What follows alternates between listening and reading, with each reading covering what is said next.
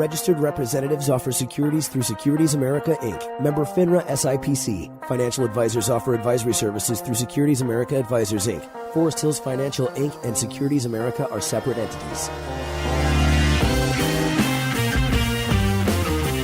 This is the Keeping Your Money Show with Jamie Westenbarger and Bart Steindler.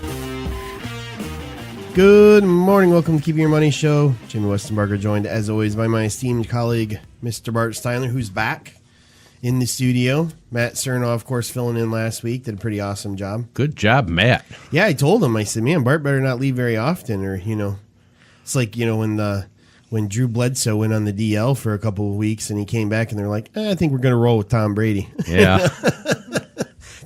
Don't let Matt become your Tom Brady, Bart. Okay, well, I still got to get out of here every once in a while.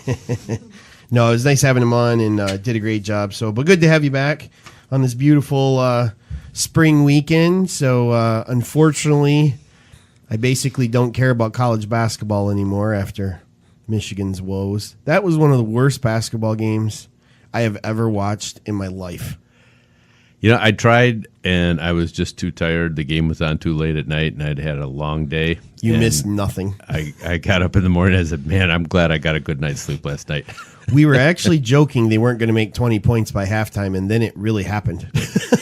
Well, I was watching the beginning, and they were just launching threes that just weren't there for him that night. Adam, who you hear on the radio with us every once in a while, Adam and I were watching the game, and we were talking, and we'd look up, and it was still 4-4. Mm-hmm. And I thought they were showing replays of like the last really bad shot, like they do before they go to commercial. And then I'm like, wait a minute, there's only 12 minutes left in this first half. This is actually live. This is another bad shot. And I don't know if either one of those teams deserve to win there, but anyways, onward we go. This is the Keeping Your Money Show, where we cut through all the bulls, the booyahs, the bells, whistles, honks, and horns to get you to the information that actually helps you move towards retirement. Of course, you can always find us on the web at keepingyourmoney.com. You can also find us on Facebook. Just search for Keeping Your Money. And if you miss any part of the show, it's always available on our website and on all of our podcast partners, iTunes, Google Play Music, SoundCloud, YouTube, and Stitcher. Just search for the Keeping Your Money Show. If you want to contact us, you can do it a couple different ways. You can send us an email at info@keepingyourmoney.com. That's INFO. Or give us a call, 888-98-MONEY. That's 888-986-6639. We're going to talk about a few interesting things today. 7 reasons you should consider. So. 7 reasons you should consider renting your home in retirement. How early withdrawals from an IRA or 401k can kill your retirement. This was interesting. Yahoo recently put out an article that 40-somethings are actually falling behind both their kids and parents in their ability to retire. And what's a quick way to assess your financial wellness? All that and more here on the Keeping Your Money Show. So there you go. It's actually spring out, though. I just have to say, like, opening day was the other day.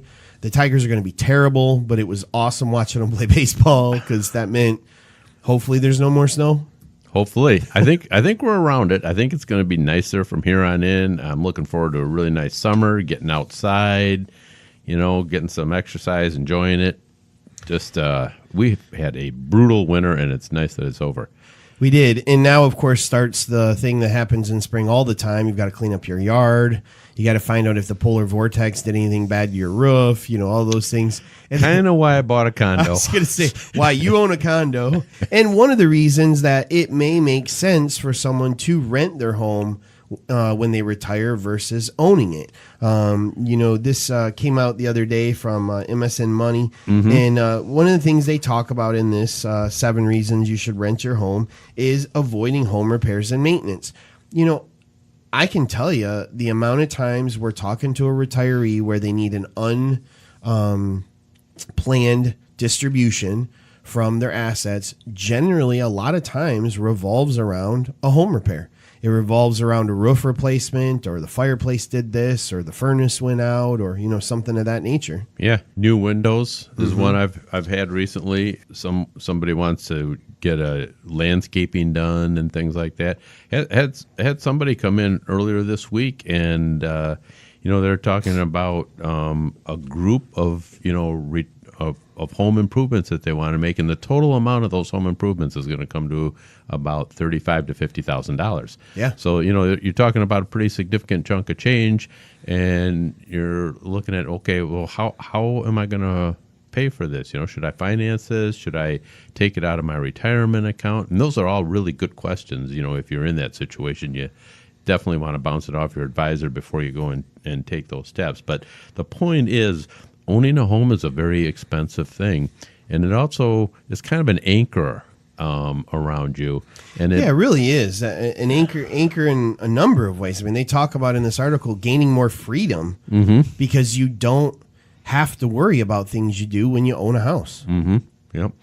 And you don't. Another neat point that I thought this article made, it has to do with the lifestyle you want to live in your retirement, because you're going through these years where you're working, and a lot of times your job is dictating where you're going to live. And then you go into retirement and your job is not dictating where you're going to live anymore. And let's say you have children and grandchildren, and some of those grandchildren are in one state and some of them are in another state, and you're sitting here anchored to your home in a third state. Well, you're not really getting the benefit of seeing those kids grow up if that's what you want. Right. And like you said, better suit your needs too. Like when you're working, living in the suburbs, in a cul-de-sac where you're 2 miles from your job or something makes a lot of sense. But when that job is no longer a reason for anything, a lot of times, whether it be a condo or whether it be an apartment downtown or, something of that nature. And I think a lot of times people get to this point where they've paid off their house, right? Right. And they're thinking to themselves, the last thing I want is another quote unquote payment if I'm going to rent something. But, the thing that we a lot of times don't consider is you probably have a significant amount of home equity that you've built up over time. Right. Well, if you really looked at that as a pool of money simply to pay whatever your costs are for, the new place, I think in a lot of instances you'd find it's not really going to be a huge difference for you, And I think we get caught up in, I've heard a number of times, well, I want to keep the house and leave it to my kids. Your kids don't care. Unless your kids live next door. Right. They really don't care if you sell your house. I think you would be very surprised to find out that when you talk to your son that lives in Seattle and your daughter that lives in Miami, that if you want to sell your house in Grand Rapids, they really don't care. No. I mean, what do you think they're going to do with it? Right. They're going to sell it. They're going to sell it, yeah. And with all of the situations we see a lot now where people are getting like reverse mortgages on their house and stuff. I mean, the cost of those is pretty exorbitant. Selling your house is a great way to access the equity and not have to pay insane amounts of closing costs to try and get that money out too. You'll find in some areas property taxes have gone up significantly over the years, and you may be able to, rent for largely, what you're paying in property taxes and maintenance and things like that may be roughly equivalent to renting. Yeah, I had a client actually who retired. She had a home. Her and her husband had a home. Husband passed away, and really likes to travel a lot. And just, the idea of moving was really stressful to her. But the more she thought about it, the more it made sense. It got rid of this kind of anchor, on her. And now she rents a place. If she's gone for 2 months because she's traveling or she goes to see grandkids or whatever, it doesn't matter. There's not maintenance concerns of that. She can lock up her apartment and leave, and there's people there to watch it. And, there's just a lot of potential pluses to having that, more flexible lifestyle, especially if we look back years ago, back, say, even 30 or 40 years ago. A lot of times people moved out of the home, they got a job, they stayed in the same community. Growing up, my mom's sister and my brother or my dad's sisters and all my grandparents, I mean, we all lived within 10 miles of each other max. Right. That just doesn't happen nowadays. Kids are going off to college and they're getting degrees that take them to jobs maybe thousands of miles away, maybe even in other countries. And having that idea of, well, I want to keep my house because we have Thanksgiving dinner here, you're probably not going to a lot. Realistically. Right. Your lifestyle changes as you get older too. I know when I was younger and I had a nice ranch house with a fair amount of land, and I rode till a garden and mowed the lawn, and I'd stain the deck and do all that kind of stuff. I'd shoot myself before I went back doing that stuff again now. I'm like looking at some of that stuff in my yard right now, like, ugh. Who can I hire to do this? Yeah, I mean that is the last thing I want to do. Even though 30 years ago, I kind of enjoyed doing that kind of stuff. I was like, I would do it, and I'd be so proud about look, I did this, I did that, and that's great. Now the idea of getting up on a ladder and cleaning out the gutters, I'm there. No, that's a death trap. I'm not going to do that. So you change and as you get older, your needs change, and what you want to do changes. You may also find that. As you get older, maybe you were really active in sports and that, but now in your 60s and 70s, your knees are just aching like crazy, and the idea of doing stairs all the time, having a house that's all on one level makes a lot of sense.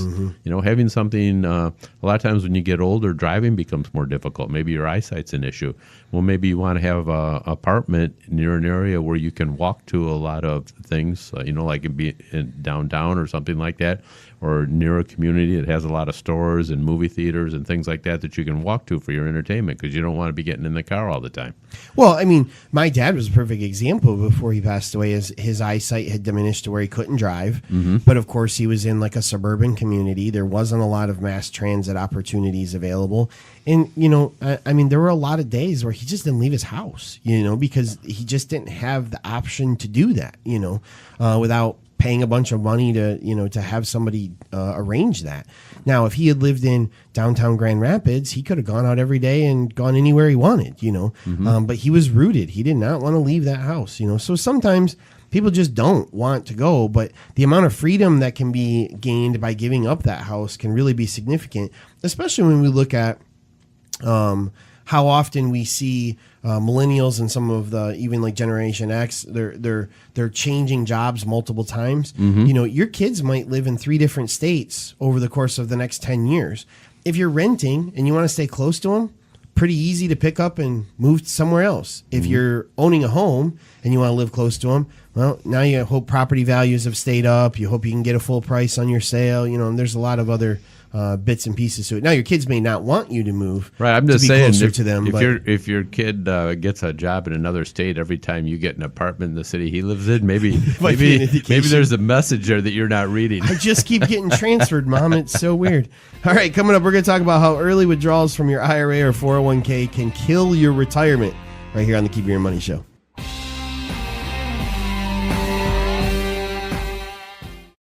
There's no one-size-fits-all when it comes to planning your future. Jamie, Bart, and all of the advisors at the Keeping Your Money Show understand that your financial goals are unique and your needs are going to change at varying stages of your life. Our team of advisors can help you tailor a financial plan that meets your unique needs. Call us today at 1-888-98-MONEY or visit keepingyourmoney.com to schedule your free initial consultation.